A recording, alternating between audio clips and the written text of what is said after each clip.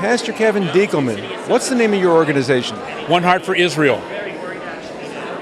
What will you be doing in connection with Israel this summer?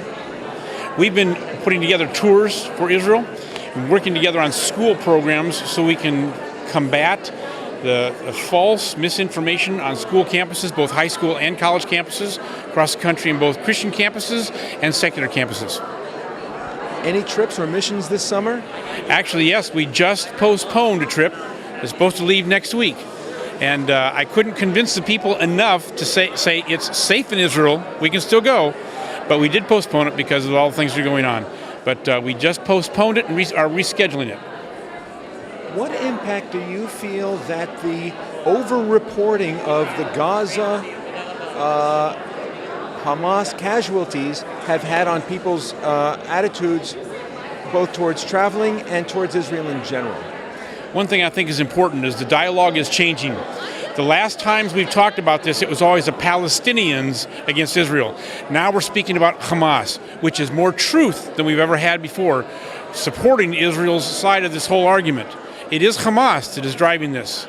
So even seeing that the Palestinian children, even the people are beginning to understand that the Hamas is using the Palestinians as a pawn against the political and the opinion of all the things that are going on.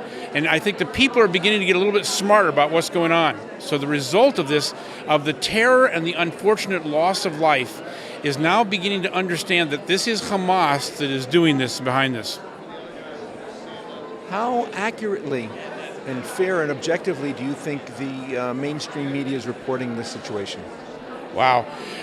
Several years ago, I was in Israel, and we were watching the tanks and the people move down south to take care of the tunnels that were coming through in Egypt. In Jerusalem, I saw them destroy 13 tunnels on television, local television. I came back, and 3 weeks later, CNN reported that the first tunnel had been destroyed over great destruction. There is absolutely so much misinformation, virtually false information, and even lies coming out of our media. It is staggering to realize that they're even in Gaza and falsely reporting what they're seeing. Is this an issue that you would encourage pastors and ministers at churches around the country to take up? Yes. The biggest work that we have to do at this point in time is the Christian community. The Christian community must be the Christian community. The church must stand to be the church.